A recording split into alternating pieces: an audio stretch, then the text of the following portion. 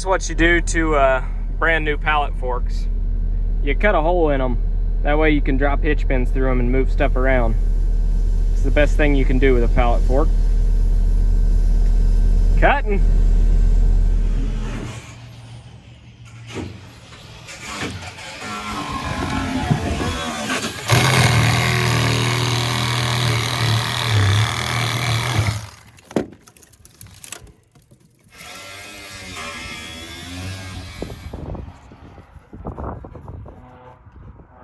Well, those two are scooting right along, but I know for a fact I can go through those curves faster. But you didn't hear that from me. Anyhow, what we're up to today, well, I've been doing more sitting back and watching than I have actually helping. But a friend of mine has I went and picked up these two galvanized steel tubes. And what we're doing is getting these pieces of rubber. We're gonna drop the tank down on them. And then, I don't know if you can tell it or not, but this has holes in it. You stick your finger down through there. These boards will be out of here. So that will set on here. And then we will drill holes through the trailer and bolt this tank down. As of right now, it's just sitting on top there. I had it ratchet strapped on to get it home. We did rattle can this trailer real quickly. It's definitely not a professional job, but it's kind of a 50-yard fake out. There's kind of a few girls that I graduated with in high school like that too. But from a distance, it'll look good, but definitely not perfect. But it'll haul water, it'll haul chemical, and it'll keep that thing going. So that's kind of what I'm up to today. So yeah, he went to go get some welding rods because it's kind of windy and the wire welder's probably not going to cooperate very well. And somebody tore up the shop door, so I can't back this in right now. So we're working with what we got and making do. But it's a 4,000 gallon tank. It's got baffles in it and should work pretty good tendering water this spring, summer, whenever I'm spraying. So I did get the sprayer going. It is spraying. I don't think I recorded it. I'm having some issues with the rate controller, but I think it just needs calibrated. So I need somebody a little bit more intelligent than me to learn me, educate me, whatever you want to call it, on how to do that for the first time. After I figure it out once, I don't think it's going to be hard, but it doesn't help that half the labels and buttons, half the words that are on the monitor have worn off because it's so well used. So I don't even know what some of the switches and whatnot are doing. So that's kind of a problem. But other than that, she ought to be a pretty good sprayer. It does spray and it does ride really, really good. All the steering and everything is tight. So I got new filters for it today. And yeah, we're gonna go from there.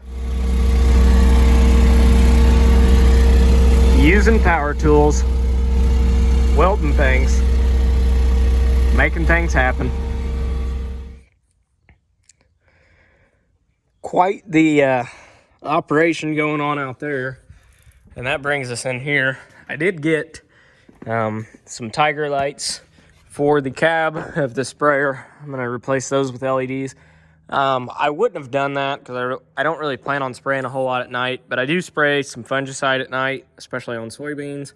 And considering I'm going to have like 700-800 acres of beans this year and be putting fungicide on most of them, the majority of them actually, I wanted to get those. And then I got some more LEDs, cheap Amazon ones, which I would have got them all cheap Amazon ones, but the ones in the cab, I want them to look right. So I got these here. They're just square LED pods. I think I got 10 of them. I'm going to put some of them on the sprayer, and I'm going to put the rest of them on that tender trailer. The shop's basically trashed again, as you can see by my crap everywhere. But my shop is here to work on things, not look pretty. So that's that. I got mirrors for the Magnum. They are these. So there I am, looking all nice and pretty. So I got mirrors for the Magnum. Got to get those put on. Trash, chains, copperhead closing wheels. Though bought those used like well under half price. Got hopper extensions for the planter. So all these got to go on all those boxes. But my pet peeve is the colors don't match up. So I'm gonna find some rattle cans that match that cream white color, and I'm gonna paint all these boxes because that's going to drive me nuts that it doesn't match. These are all drive chains off the row units. I can't claim that I did that job. I was hauling corn. I hired some help, and he's been working on the planter while I've been hauling some corn. So he replaced all of the back down pressure springs with new ones. And I still have these to do on the front rows. I just haven't got to that yet. So he's got those replaced all on the back. Nice new chains, or nice new springs. And then he also put new drive chains on all of the back rows too. And I think he got most of the front ones done. Got oil spills and crap, all kinds of stuff I need to clean up in here. But looks like he's got, I think he got most of these done. That one looks new as well. So yeah, I'm pretty sure he got most of these done. The openers, I got to measuring on them. They're a little rusted because it's sat in the shed all year and not been used, but one round in the field and that'll knock the rust off of these. So I got to measuring them. They're all in good shape. So I did find that this no-till coulter, the bearing's out, but I checked all the rest of them, and they spin nice and free. But all the openers are in pretty good shape. They're still pretty tight, so I think we'll go another year on those. But other than that, this planter's in decent shape. There's a few things here and there I got to do yet, but for example, some of the parallel arms, and you guys probably seen other people doing this on YouTube. I think it's just the year forward apparently, but a lot of people are putting new bushings in these parallel arms because they're getting some slop in them. I might do that to a couple rows. I'm not going to go through and do all of them. Most of them are still pretty tight, but there are a few rows that they're getting quite a bit of slop in them. So I'm going to go through and do that. Then when I get done with that, I've got some seed sensors that are bad. If you guys are real OGs and you watched my videos last year, you know that I hated the planter monitor that came on this thing. What I hate equally as much as the seed sensors on these things. They are a pain in the butt sometimes. I've got several of them that are actually just like this one that are just unplugged altogether. I got tired of listening to the monitor tell me that they were not planting when they were planting. So yeah, I got them off, and that it shuts the monitor up for a little bit. But then if it's not actually planting, you don't know. So got new sensors to replace those.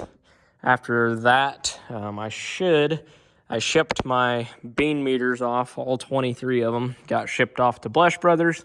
They're going through those meters and rebuilding them, putting new brushes and stuff in them, which isn't that difficult of a job, but I don't have time to do it. I've got 1,000,001 things to do right now, so it's easier just to drop them off and have them do it. So when they get done with those, I'll slap them back in here. I am going to try and plant quite a few beans before I even get started on corn. March beans aren't out of the question. I planted some March 8th last year, and they made in the high 60s, even after 2 frosts.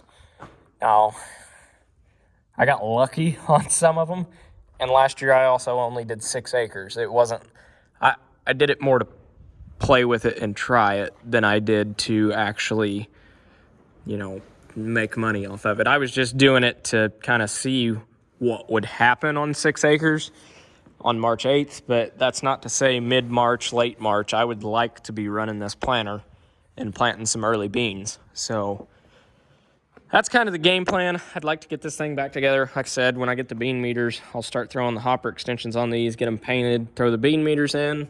As far as the row units go, we're pretty much wrapped up. Then I've got got to replace the tires on that end.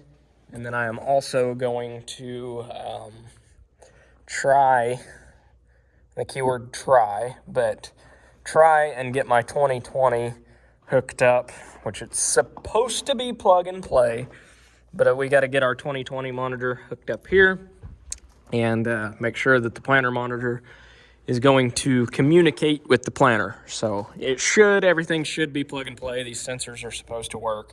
I hope they do, because I really don't want to replace 23 sensors, because they're like $100 a piece. So that's 30, 20, that's math. That's $2,300. Yes, that's the number. So yeah, that's what we're up to. That's kind of a overview of where I'm at. Now today is like March 8th, 9th, something like that. So by the time this video comes out, I don't know, I'll probably be planting by then. I don't know, hopefully. I did get the windshield replaced on the Steiger that shattered. Still not sure why. And chrome gets you home. So I got a new fuel cap and air breather. Not because they look cool, but because I broke that one off and someone had lost the fuel cap, which was not me, but it was gone. So I had a chip bag on it with zip ties, so I think that's a little more substantial. But that's what we're doing. That one still needs an oil change, but everything else has had the oil changed. Well, me and the old suicide jack here got this jack up out of the dirt. It was sitting on blocks, but it fell off. So we're gonna back up and get this thing hooked up. We'll start going through the motions on getting it greased and checking tires and getting it ready to roll for this spring. So I did just replace this valve and that valve. I don't know which one of them was bad, but the first remote was acting funny, so I think it's in those valves. I've had those go bad before, so I just replaced them, and I'm hoping that's it. But I'm gonna get hooked onto this thing, and then we're gonna get hooked onto that thing afterwards.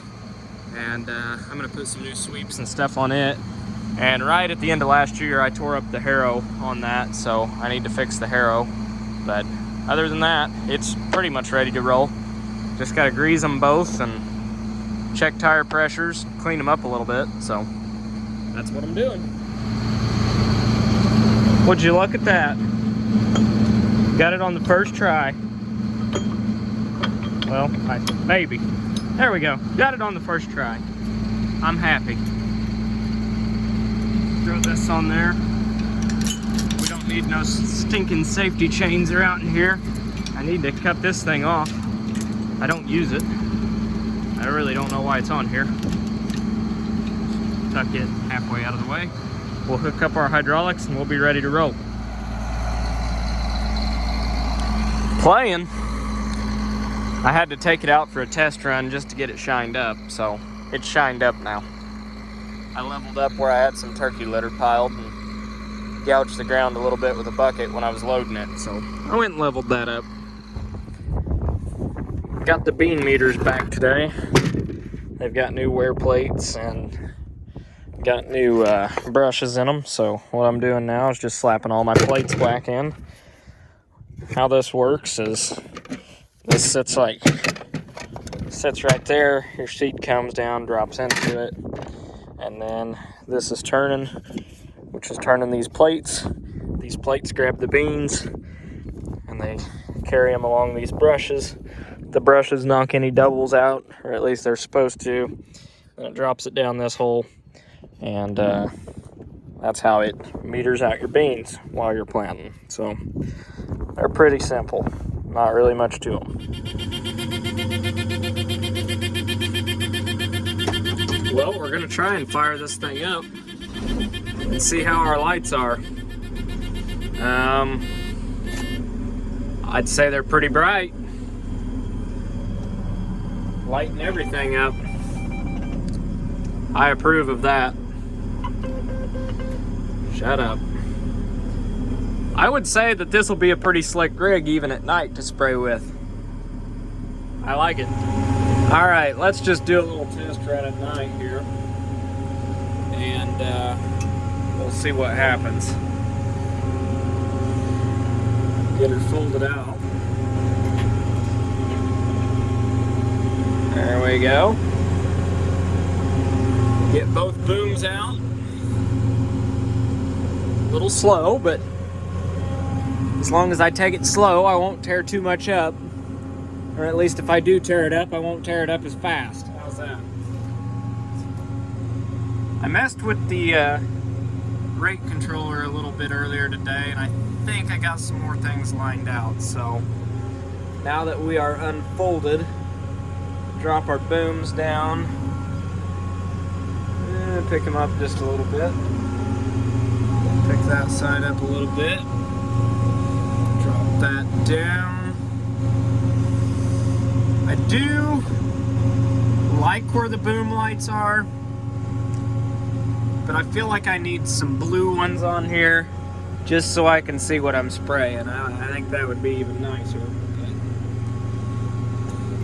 Kick our product pump on. It does look like we've got nozzle pressure. So we are gonna load a job up here. All right, so we have 5 sections. We've got our rate set for 15 gallon to the acre, and we are ready to roll, I think. Now I just got water in here right now, so we're just test running stuff, but I also put new lights on this sprayer today and wanted to know how it looked, so it does light the field up at night. I feel like I'm pretty comfortable spraying at night like this, so let's give her a rip. We want our nozzles on. Master switch. Yeah.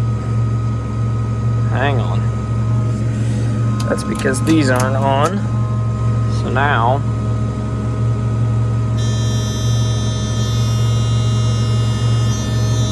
we should be getting some pressure. And I do believe we are spraying. So I will quit rambling and ranting on. I hope you guys enjoy these videos. I know I'm starting to enjoy making them a little bit. I kind of didn't at first, but I don't know. Some of the feedback I get, it makes it kind of interesting. Not to mention, you know, comments, criticisms, concerns. I'm all for that. You know, if somebody wants to badmouth in the comments, that's fine. I got thick skin. But what I do like is some of the advice I get from some of you guys. I mean, I'm 20, how old am I? I'm 23.